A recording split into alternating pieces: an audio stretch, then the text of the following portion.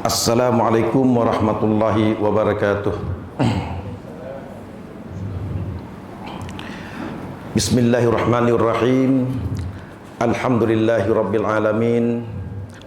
Wabihi nasta'in. Wassalatu wassalamu ala rasulillah wa ala alihi wa sahbihi wa man walah.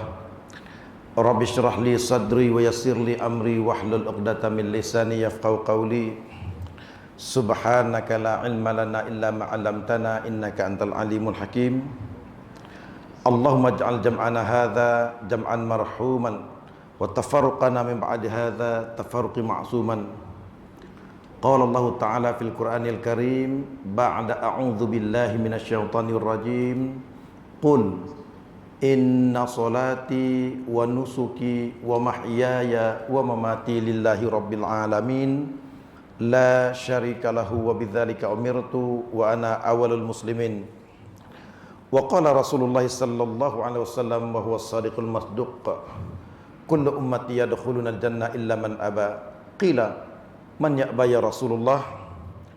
Qala man ata'ani dakhala al-jannah wa man asani faqad aba aw kama qala.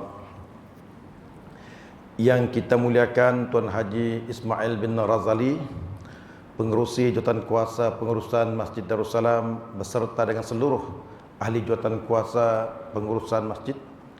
Yang kita muliakan barisan para imam, petugas-petugas masjid serta sukarelawan masjid. Seterusnya tuan-tuan, puan-puan muslimin muslimat rahimakumullah. Pertama dan selamanya kita merafakkan, kita memanjatkan puji syukur kehadrat Allah Subhanahu wa taala di atas pelbagai nikmat yang telah sedang dan akan kita perolehi daripada Allah Subhanahu wa taala.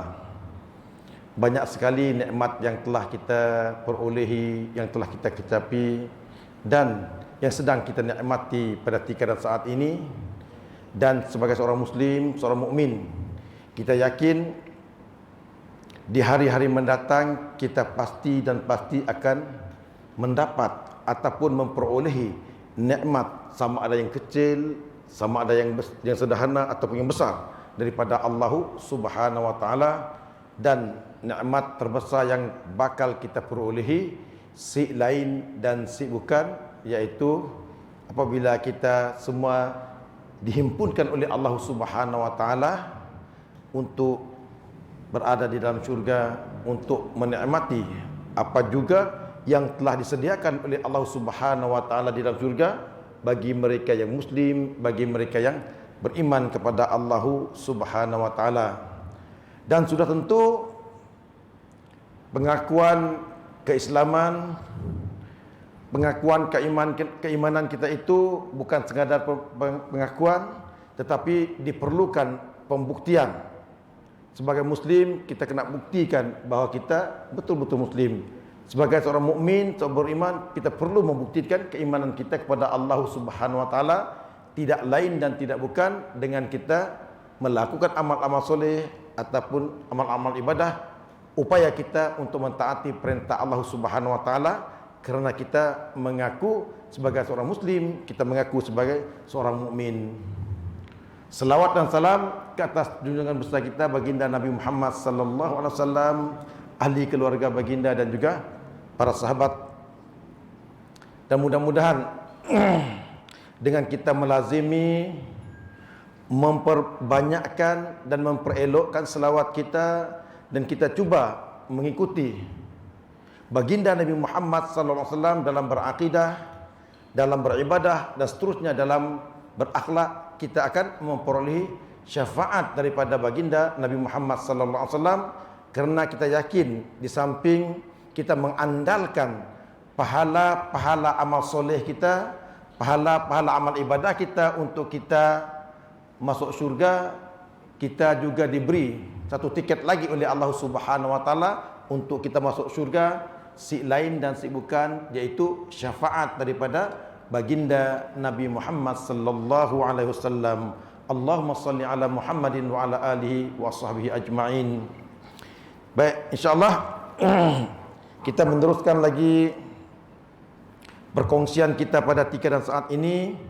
Sebelum daripada itu, saya nak mengulangkan kata-kata saya daripada dulu sampai sekarang. Saya selalu memberitahu apabila saya diberi peluang untuk bercakap di hadapan, bukan nak mengajar, bukan nak mengajar, tetapi sekadar sharing, sekadar berkongsi, sekadar untuk memindahkan maklumat-maklumat yang ada di dalam Al-Quran mungkin, yang ada daripada hadis baginda Nabi Muhammad SAW, ataupun mungkin daripada karya-karya ulama yang terdahulu ataupun ulama-ulama yang hidup di akhir zaman ini, yang mudah-mudahan apa yang kita dengar hasil perkongsian ini dapat kita jadikan 3 benda. Yang pertama dapat jadi peringatan, yang kedua dapat jadi panduan, dan seterusnya mudah-mudahan dapat dijadikan motivasi dalam kita beramal soleh, dalam kita melakukan ibadah, ataupun dalam kita melakukan ketaatan kepada Allah Subhanahu wa taala.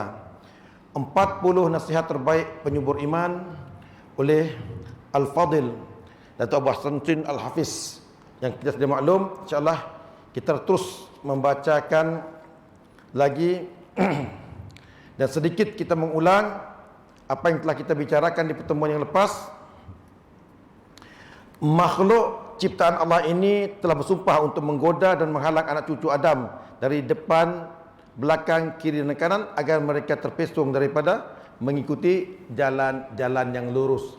Alhamdulillah, thumma alhamdulillah, kita bersyukur sangat-sangat kepada Allah Subhanahu wa taala yang telah memberi hidayahnya kepada kita, kemudian memberi petunjuk sehingga kita mampu untuk mengetahui dan memahami jalan yang lurus, jalan yang diminta, jalan yang diperintahkan oleh Allah Subhanahu wa taala, agar kita mengikutinya, agar kita melaluinya. Maknanya kita yakin Islam itu adalah jalan yang lurus, jalan yang betul, yang diperintahkan oleh Allah Subhanahu wa taala supaya kita melaluinya, mengikutinya. Namun seperti yang dinyatakan di sini, iblis laknatullah, apabila dia dihalau, apabila dilaknat oleh Allah Subhanahu wa taala, yang minta tangguh supaya jangan dimatikan hinggalah ke hari terakhir, yaitu hari kiamat. Silan dan sibukan kita semua tahu, segera nak mengulangi, nak cuba untuk mencari sebanyak mungkin pengikut-pengikut untuk sama-sama masuk ke dalam neraka, iaitu dengan menyesatkan kita. Dengan menyesatkan kita. Simple aja, menyesatkan kita. Mungkin kadang-kadang kita fikir, mungkin aku tu akan menjadi orang kafir.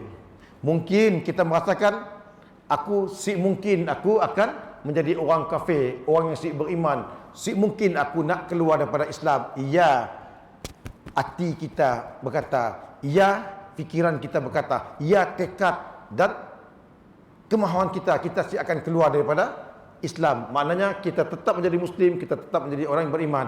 Namun iblis madah, okey, mun kau semua keluar, never mind, tetap tak kau berislam, tetap tak kau beriman, tetapi aku ngaco kau, supaya kau sesat. Kita merasa kita seorang mukmin beriman, kita merasa kita seorang Muslim, seorang Islam, tetapi betul-betulkah kita seorang beriman? Betul-betulkah kita seorang mukmin? Itu bukan mulut yang menjawab, tetapi apa? Kerja buat kita, amalan kita, ibadah kita, ketaatan kita kepada Allah Subhanahu wa taala yang akan menjawab pertanyaan itu. Saya ulangi, muslimkah kita, mukminkah kita? Bukan mulut yang menjawab. Mulut tu pandai berkata-kata. Sebab ialah saya mengulangi, orang barat apabila kita mengatakan bahawa kita seorang mukmin, kita seorang muslim, mereka berkata, don't tell me you are Muslim, don't tell me you are Muslim, but just show me you are Muslim. Ibu gago kita nak madah, aku tu seorang Muslim, aku tu seorang mukmin, aku seorang Islam, aku seorang beriman, tapi tunjukkan mun kau benar-benar Islam, macam ni akidah kau, macam ni ibadah kau, macam ni akhlak kau. Demikian juga bila kita mengaku sebagai mukmin, seorang beriman, macam ni komitmen kita dalam kehidupan tu. Macam ni kita menjalani kehidupan tu. Maknanya tadi mulut boleh pada macam tu, tetapi amalan begini. Jadi mudah-mudahan Allah Subhanahu Wa Taala terus memberi hidayahnya kepada kita, memberi petunjuknya kepada kita, bukan sekadar kita berada di jalan yang lurus, bukan sekadar kita meyakini kita berada di jalan yang benar, kita menunjukkan kebenaran kita dengan kita melakukan hal-hal yang sepatutnya sebagai seorang mukmin, sebagai seorang muslim. Maknanya seluruh aspek kehidupan kita mesti mengikuti kehendak Allah dan Rasulnya. Dalam kita berakidah mesti mengikut Allah dan Rasul. Dalam beribadah ikut Allah dan Rasul. Dalam berakhlak ikut Allah dan Rasul. Apa maksudnya? Bila sebut agama itu adalah keseluruhan. Apa yang kita lakukan di dalam kehidupan adalah agama. Kita ambil contoh, hal pendidikan yang mesti ikut Allah dan Rasul. Hal ekonomi mesti ikut Allah dan Rasul. Hal politik mesti ikut Allah dan Rasul. Demikian juga hal yang lain, hal kebudayaan, hal sosial. Dalam kita bergaul, dalam kita menjalani hubungan dengan Allah, kita kena ikut apa yang Allah mau, apa yang Rasul contohkan. Demikian juga dalam kita berhubung dengan sesama makhluk, hablum minan nas, kita ikut macam ni yang Allah mau, macam ni yang telah dicontohkan oleh baginda Nabi Muhammad sallallahu alaihi wasallam. Saya ulangi, don't tell me you are Muslim, but just show me. Show me you are Muslim. Jadi mudah-mudahan kerja buat kita, amal-amal soleh kita, amal-amal ibadah kita sesuai menurut ikrar dan pengakuan kita sebagai seorang Muslim, sebagai seorang mukmin. Baik. Saya ulangi, kita cepat lupa dan mudah pula tergoda dengan musuh utama, iaitu syaitan yang dilaknat Allah. Makhluk ciptaan Allah ini telah bersumpah untuk menggoda dan menghalang anak cucu Adam dari belakang, dari kiri dan kanan, agar mereka terpesong daripada mengikuti jalannya yang lurus. Okey, kita tengok apa yang dimaksudkan daripada kanan, kiri, depan dan belakang. Kadang-kadang kita lupa kanan, kiri, depan dan belakang. Dari atasnya saya dah nyebutnya, tak tahu? Dari atas saya dah sebut dah. Apa kena sebut dari atas tu? Dari depan, dari atas. Kelak kita nanggal lah. Baik. Ini sekadar nak mengulangi. Beberapa pertemuan lepas saya pun menyebut benda yang sama supaya kita sentiasa ingat. Baik. Baik.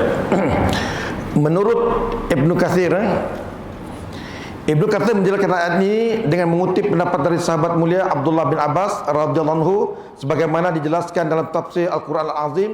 Makna godaan setan dari arah depan ialah setan akan menjadikan manusia ragu terhadap kehidupan akhirat. Iblis syaitan ini akan membisikkan keraguan-raguan kita bahawa ada kehidupan selepas kehidupan di dunia ini, kehidupan di alam akhirat yang dimulai dengan alam barzakh. Kalau alam dunia tu dimulai dengan apa? Alam rahim. Apabila kita berada dalam kandungan ibu kita, itu mukaddimah kepada alam dunia. Mukaddimah kepada alam akhirat, yaitu alam barzakh. Saya ulangi, masih lagi orang yang masih keliru, masih si pasti.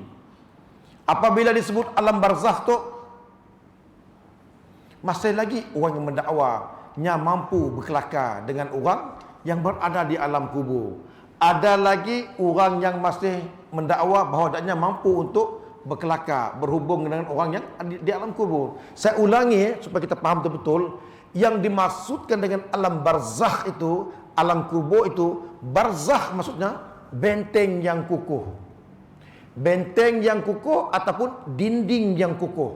Apa maksudnya benteng yang kukuh, dinding yang kukuh? Dua maksudnya. Bila sebut benteng yang kukuh, orang yang hidup nyasi akan mampu untuk menembusi alam orang yang mati. Orang yang mati nyasi ada peluang untuk keluar lagi. Itulah yang dimaksudkan dengan barzakh, benteng yang kukuh. Tapi kini tu ada yang mengakunya boleh berhubung dengan orang yang dah mati. Mungkin yang aku time dia mati dulu engkau walkie-talkie kali, handphone kali. Bang kalilah guru saya ajak. Alam barzakh adalah alam di mana dua golongan ni tidak mungkin untuk berhubung atau berkomunikasi. Orang hidup si dapat berkaup dengan orang yang sudah tidak ada lagi, orang yang dah tidak ada lagi, saya ada peluang lagi untuk negara. Tiba-tiba ada dakwaan malam ketujuh, arwah pergi ke rumah, ziarah ahli keluarga, nangga apa nak dipola oleh ahli keluarga.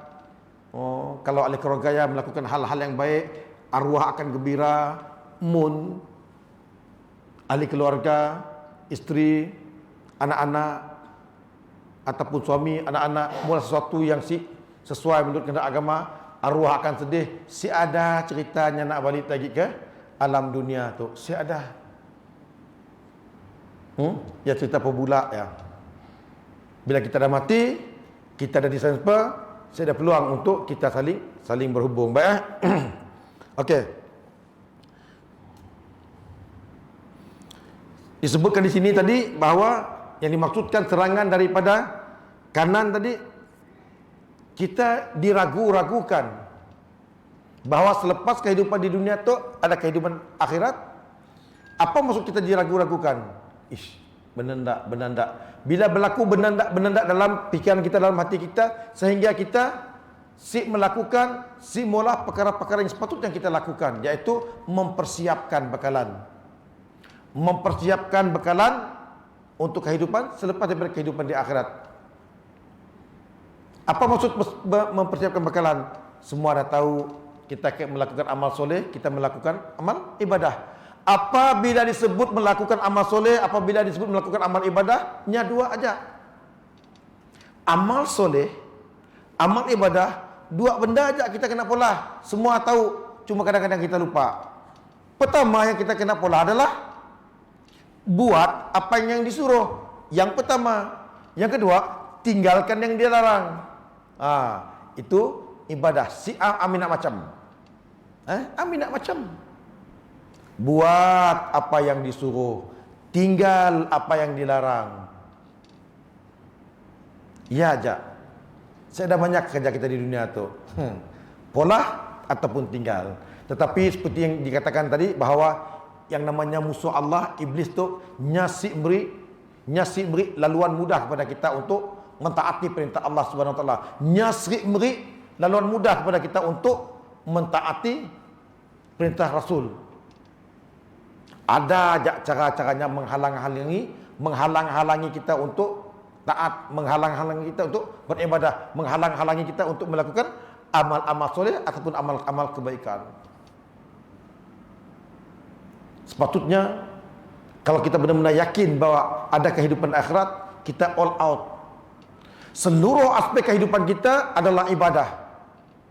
Apa maksudnya seluruh aspek kehidupan kita adalah ibadah? Apa jua yang kita lakukan dalam kehidupan itu ada nilai ibadah. Contohnya, kita tidur lillahi ta'ala. Kadang-kadang orang faham kenanya tidur. Yang tidur kepak ngantuk, tidurlah. Ya menurut pengetahuan dan kepahamannya. Apabila kita tidur, kita kena faham. Ada beberapa perkara yang kita kena faham terkait dengan tidur. Bawa tidur aja ya.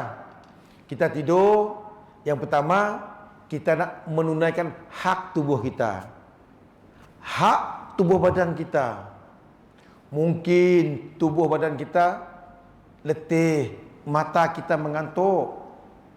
Umur kami 50 lebih tahun, 50 lebih tahun baru kami tahu apa kena kita perlu tidur. Bukan sekadar nak menghilangkan mengantuk, bukan sekadar nak menghilangkan letih. Rupa-rupanya bila kita tidur, sistem badan kita bekerja. Otak kita boleh relax, bekerja. Kemudian sistem imunisasi pun bekerja. Bila kita, sebab dulu 2-3 bulan lepas bila saya jumpa doktor, 3 benda yang disarankan kepada saya. Yang pertama, jaga makan. Makan sahaja dia terangkan. Pertama, kuantiti.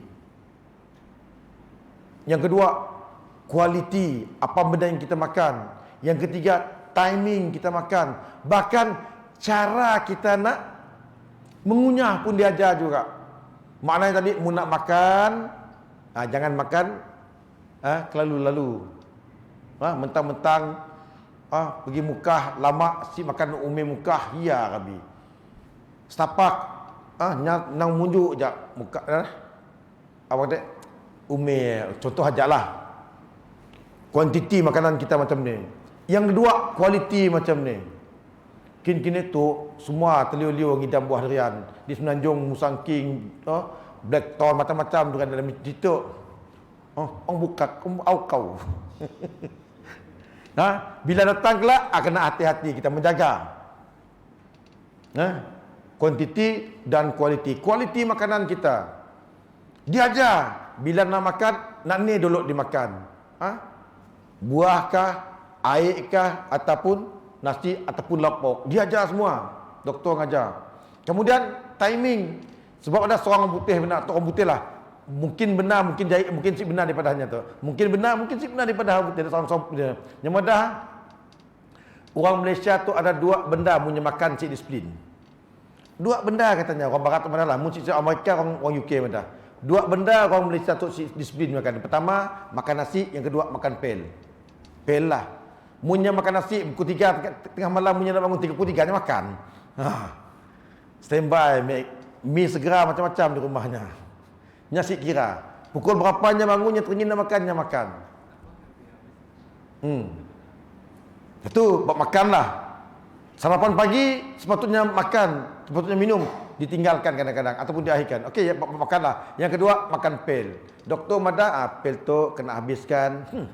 Kadang-kadang macam farmasi juga di rumahnya, lebu-lebu je pel si dimakan.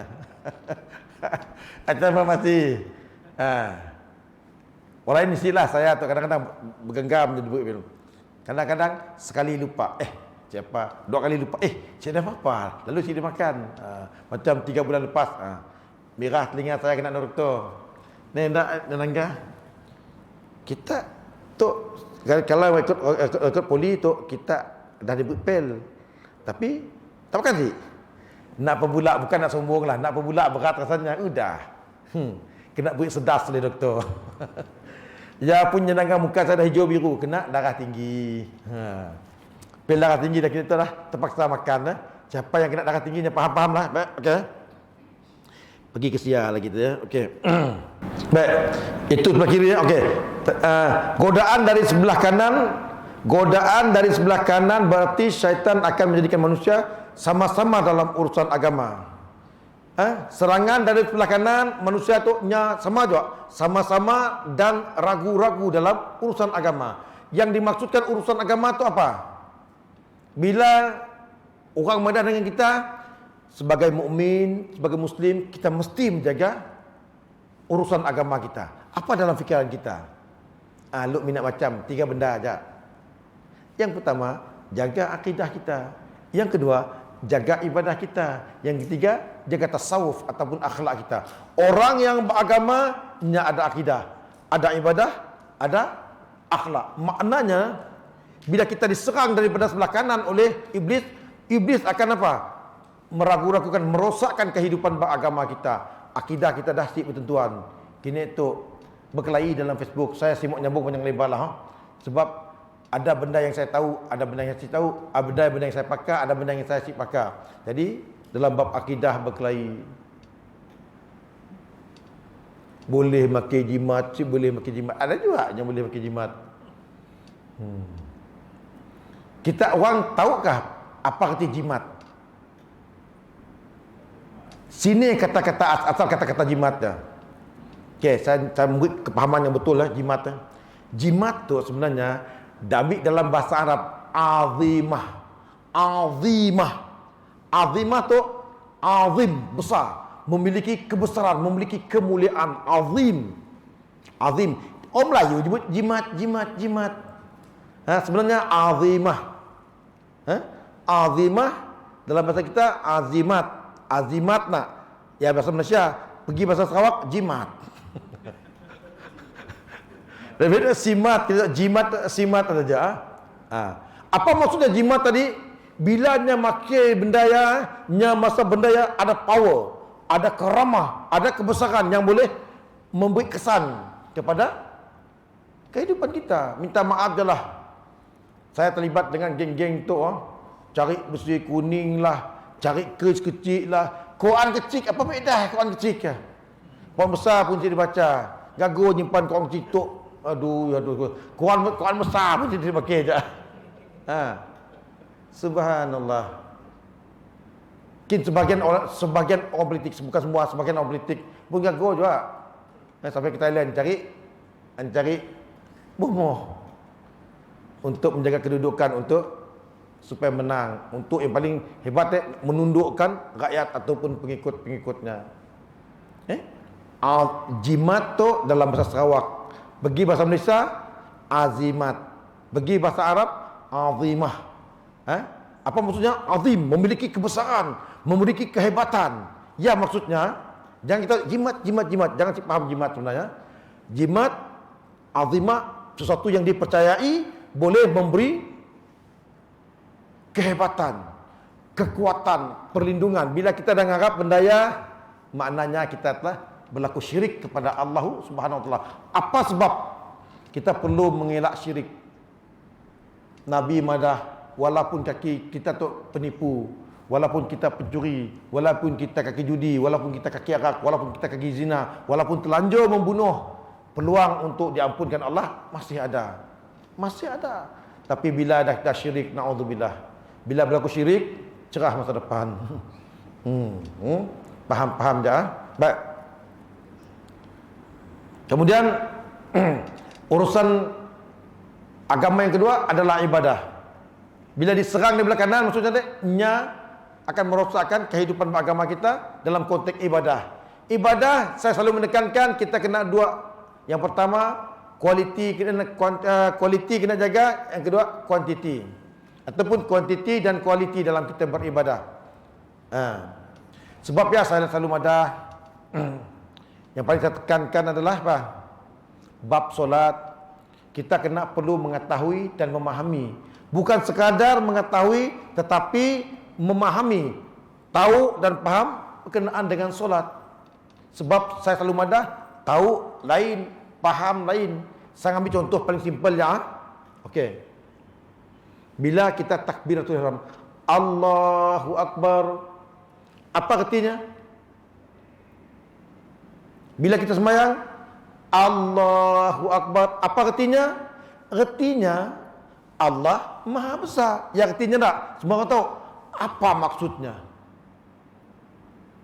Maksudnya nok lain kecil. Bila Allahu Akbar, jangan mikir benda lain. Ikatkan fikiran kita, ikatkan hati kita, ikatkan badan kita. Sebab saya selalu madah, bila kita solat, bila kita sembahyang, hadirkan tiga benda. Hadirkan fizikal kita, hadirkan fikiran kita, hadirkan hati kita. Ketiga-tiganya kena hadir. Bila kita sembahyang, orang anggap kita khusyuk, tawaduk, fizikal kita. Yang dalam tu memang sih nampaklah dalam fikiran kita. Bila kita menghadirkan akal kita, fikiran kita, maka fikiran kita sih menerawang. Bang Haji Allahu Akbar. Bila kita dah sembahyang, mikir lagi nak mesej kita. Celaka Isa. Mikir nak dalamnya. Berkelahi je. Kadang-kadang ada sih pernah terfikir Bang Haji kelakar kita tahu nak jawab, tapi dalam sembahyang ada idea dia jawab. Saya kadang-kadang bila kita bertengkar berselisih bersoal jawab bla bla bla bla, kena waktu aku di kedai kopi tadi saya ada idea jawab kau dalam sembahyang juga ya datang. Dalam sembahyang kita pun kadang-kadang kita akan menghalaukan pikiran-pikiran yang kadang-kadang layan jauh, tunggu lepas tu aku reply balik. Pernah berlaku nak waktu bertengkar tadi si keluar idea ya, waktu dah relax-relax baru dia datang. Maknanya tadi bila kita solat, kita hadirkan tiga, pikiran kena hadir, fizikal mula. Fizikal tu maksudnya jangan kita gelisah lepas kita sembahyang nak relax tenang. Sebabnya saya anjurkan imam terutamanya, kemudian siapa-siapa yang berpeluang jadi imam dan seluruh makmum, bila kita jadi imam, kita jadi makmum, kita relax. Allahu Akbar. Sebab apa? Kita menghadap siapa? Allahu Akbar. Akbar ya. Tu bukan akbar Pakistan, bukan akbar India tu. Akbar lain tu. Akbar lagi tu. Besar, Allahu Akbar. Jadi hadirkan fizikal kita, hadirkan fikiran kita, hadirkan jiwa kita. Tapi bila kita kena serang oleh iblis daripada kanannya akan ngaco hal ibadah kita. Tentu. Sebab apa ditekankan ibadah solat? Semua dah tahu. Semua dah tahu tentang solat tu. Awwalu ma yuhasabu bihan nas yaumul qiyamah as-solah. Perkara yang pertama-tama akan ditanya apa? Solat. Solat okey, yang lain akan dipermudahkan. Solat KO, cerah masa depan. Si keluar KWSP. Saya adalah KWSP. Ya. Betul. Solat. Sebab saya kiakong. Saya bukan biasa silap dan salah. Tapi dalam solat tapi alhamdulillah ada kawan-kawan yang mengingatkan. Kadang-kadang Ustaz Sodikin cek bacaan kita Ustaz. Ada terkehil sikit baca. Walaupun kadang-kadang panas telinga Ustaz Sodikin lah. Biasalah kena tegur kadang-kadang. Tegur tu ada dua. Ada kadang kita ditegur dalam keadaan mood kita okey. Ada kadang-kadang ditegur dalam keadaan mood yang si okey. Mendidih sahaja. Tapi sabarlah, teguran yang baik. Bawa solat tak? Bawa solat dalam kehidupan kita. Yang lain-lain lagi ibadah akan dirosakkan. Ada 3 benda kata Nabi. Bila matinya anak Adam, maka terputuslah pahala ataupun peluang-peluang untuk menambah pahala amal soleh, melainkan 3. Pertama, sedekah jariah anak. Kedua, ilmu yang bermanfaat. Yang ketiga, anak yang saleh yang mendoakan. 3 benda tu harus kita usahakan. Tu pun dibantai oleh iblis, oleh syaitan. Dibantai. Yang pertama, sedekah jariah. Bila kita tahu fadilat besar bagi orang yang sedekah jariah, dibantai oleh iblis dia. Disuruhnya apa? Kita riak. Disuruhnya kita ujub.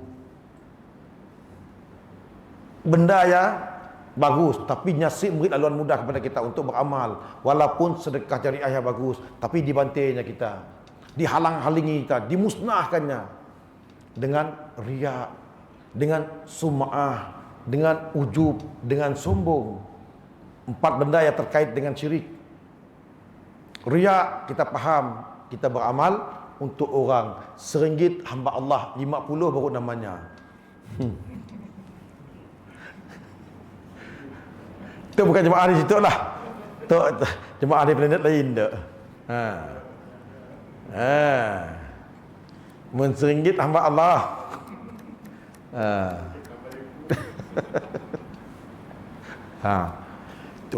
Walaupun amal jariah yang bagus, tapi iblis dia akan beri lalu mudah. Berjayalah kita si riak, ia hanya mantai kita dengan ujub. Hebat kau tu, hebat. Dalam musim PKP, orang Auqausin lalu PKP, poketku puang.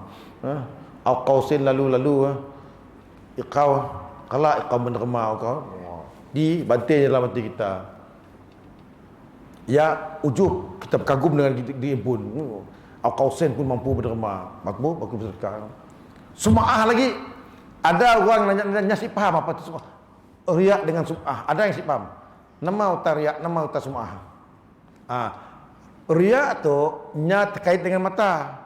Riak, riak nya terkait dengan mata. Maknanya dia amalan-amalan yang nampak. Sum'ah tu telinga. Orang si nangganya mulanya bercerita, kami minggu ya pergi jinun formulah tu nya bercerita dengan orang. Munya bercerita dengan orang supaya orang mencontohi amalannya tu si. Lu ikau tahu. Nya bercerita dengan orang. Nya nulung kawannya. Jak kau nangganya kini tu. Aku munaku si introduce-nya kerja. Si dapatnya kerja ya. Aku dengan bos tu nya bercerita sum'ah. Dia sum'ah terkait dengan telinga, bercerita tentang amal-amal kebaikan, amal-amal soleh, amal-amal ibadah yang dipolah. Ya, sum'ah dengar. Kalau riak mata. Sombong ya mungkin isi kita lah. Kita yang saya dah apa tu nak sombong, naudzubillah lah. Kita saya dah apa tu nak sombong juga, nang hebat lah. Sebabnya dalam satu ulama pernah madah, Allah benci dengan orang sombong. Allah benci dengan orang sombong, dan Allah lebih benci lagi dengan orang miskin yang sombong. Orang kaya yang sombong, tahulah kita. Tok kulu kile jalan kaki sombong tak? Sombong. Ya, pertama tadi riak, ujub, sum'ah dan sombong.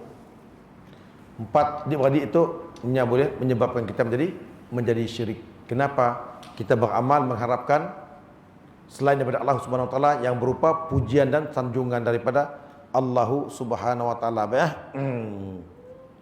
Disebutkan di situ sebagaimana dikutip daripada kisah Surah Hikmah, godaan dari sebelah kanan berarti syaitan akan menjadikan manusia sama-sama dalam urusan keliru dalam urusan agama, sedangkan bisikan dari arah kiri memiliki pengertian syaitan menjadikan manusia mencintai dan cenderung terhadap perbuatan sia-sia. Okey, kiri itu kanan tak salah sebut belah kanan untuk belah kiri. Serangan sebelah kiri berarti manusia itu diusahakan supaya cenderung untuk melakukan perkara yang sia-sia, cenderung untuk melakukan sia-sia. Dan salah satu tustamudah, walaupun kelihatan benda baik, tetapi kalau bertepatan dengan masanya pun boleh jadi sia-sia juga. Walaupun perbuatan dia kelihatannya baik, tetapi mesti sesuai dengan masa dan keadaan, maka yang dikira sia-sia. Contohnya kan, masanya sepatutnya kita tidur pukul 10, pukul 11 malam tidur. Yang kita gagal juga nak dengar ceramah sampai tengah malam. Bila kita tidur, kita menunaikan hak badan kita ketika ya. Sebab biarlah ulama menyebut apabila Nabi disebut lebih kurang itu apakah amalan yang terbaik? Apakah amalan yang terbaik apabila ditanya? Amalan yang terbaik adalah amalan yang sesuai pada masanya. Amalan yang terbaik adalah amalan yang sesuai padanya. Ada masa berak lebih bagus daripada sembahyang. Walaupun orang jauh dah kamat, Allahu Akbar, asyhadu an la ilaha illallah. Kembang anu kita nak kemeh dulu. Kagak juga nak berjemaah. Sakit perut, berak, berarti kencing ataupun kita buang air besar lebih utama daripada kita solat ketika ya. Jadi maknanya agama berpanduan kepada kita, amalan perbuatan yang terbaik adalah amalan atau perbuatan yang sesuai pada ketika ya. Memang sesuai untuk kita tidur. Memang kalau betul-betul sesuai untuk tidur. Kalau sesuai untuk kita rehat. Jadi kami ambil contoh yang paling senang difikir di tangga, pukul 11 malam sepatutnya kita dah tidur ya. Sebab apa kita tidur? Kita nak menunaikan hak badan kita, fizikal kita. Dan dengan kita tidur yang cukup, insya-Allah subuh agak mudah kita bangun. Mungkin kita kurang tidur, faham. Macam saya pagi tadi, saya malu ceritalah. Oleh kerana kemarin tadi akhir kami pulang dari Pandan, kepak lah. Bangun-bangun cerah dah di luar ya. Ya nang telinga tu nang dikemih oleh setan kata. Lalu saya dengar azan. Ya, baru cerah masa depan. Mun bangun-bangun terus marah buka. Lagi parah kita nak. Cakap Arab kita boleh sebenarnya jauh. Ya kadang-kadang sebagai manusia lemah, bukan saya aja. Nabi pun pada satu ketika pernah ngerepak dengan Bilal. Yang nyuruh Bilal kejutkan untuk sembahyang subuh. Sekali dengar cerah juga. Lalu kena smash Bilal. Tapi smashnya sih macam smash kita lah. Nabi smash Nabi tu untuk mendidik Ya, kami geli-geli hati dia bangun, ya Rabbi, cerah dah tu. ha? Mungkin Allah nak rezeki, Allah nak buat tidur ya. Bangun-bangun duduk terus solat. Orang nanya macam ni Ustaz. Ada orang nanya minggu lepas mungkin keadaan macam dia. Kita bangun tiba-tiba udah cerah. Mungkin kita bangun udah cerah, uduk terus sembahyang subuh dengan adaan bukan keadaan. Maksudnya kita subuh bukannya qada. Lainlah. Mungkin kita bangun, kita cerah, sempat lagi malas 2-3 mesej. Ya. Sempat lagi malas 2-3 mesej. Yang Nescafe dulu. Ya, jadi ya. Ya, jadi qada. Wallahu alam. Terima kasih di atas segala perhatian. Mohon maaf di atas segala kekurangan, yang baik dan benar daripada Allah Subhanahu wa taala, yang mungkin silap, mungkin salah, kekurangan, kelemahan sendiri, mohon ampun dan kemaafan daripada semua. Wallahu alam. Assalamualaikum warahmatullahi wabarakatuh.